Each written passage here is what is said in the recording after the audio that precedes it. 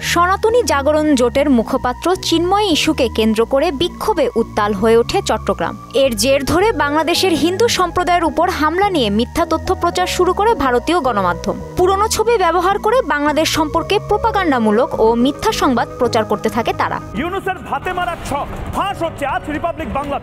সাম্প্রতিক সময়ে বাংলাদেশের মন্দিরে হামলা ও প্রতিমা ভাঙচুর করা হয়েছে এমন দাবি জানিয়ে একটি ভিডিও ফুটেজ প্রচার করেছে RT ইন্ডিয়া। এ বিষয়ে তথ্য যাচাই সংস্থা রিউমার স্ক্যানার জানিয়েছে, ভিডিওটি বাংলাদেশের নয় বরং ভারতের পশ্চিমবঙ্গেরই একটি কালী মন্দিরের। 600 বছরের পুরনো ঐতিহ্য মেনে গত 26 নভেম্বর মূর্তি ভেঙে ফেলেন সেখানকার হিন্দুরা। পুরনো ভিডিওটিকে বাংলাদেশের বলে উদ্দেশ্যপূর্ণভাবে পরিস্থিতিকে ঘোলাটে করার চেষ্টা চালাচ্ছে ভারতীয় সংবাদ মাধ্যম। পাহাড়ে আদিবাসীদের ওপর আক্রমণ চুপ।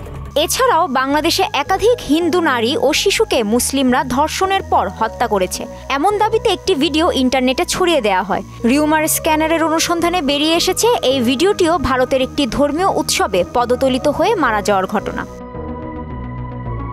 এখানেই শেষ নয়, আরেকটি ভিডিওতে দাবি করা হয় ময়মনসিংহ গিরিপুরে হিন্দুদের বাড়িতে হামলা, ভাঙচুর ও ধর্ষণের ঘটনার। তবে রিউমার স্ক্যানার টিমের অনুসন্ধানে জানা যায় এটাও বাংলাদেশের নয় বরং ভারতের বিহার রাজ্যের। একই পরিবারের 3 সন্তান সহ মায়ের মৃত্যুর ঘটনার ভিডিওকে ছড়িয়ে দেওয়া হয় উদ্দেশ্যমূলকভাবে।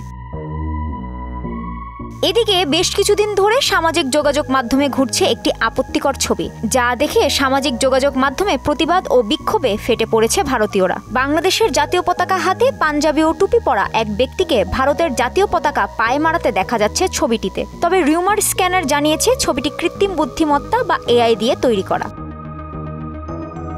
এর মধ্যে বিশ্বে ভুয়া খবর প্রচারে শীর্ষে অবস্থান করছে ভারত। সমীক্ষা প্রতিষ্ঠান স্ট্যাটিস্টার এক সমীক্ষায় উঠে এসেছে এমন তথ্য।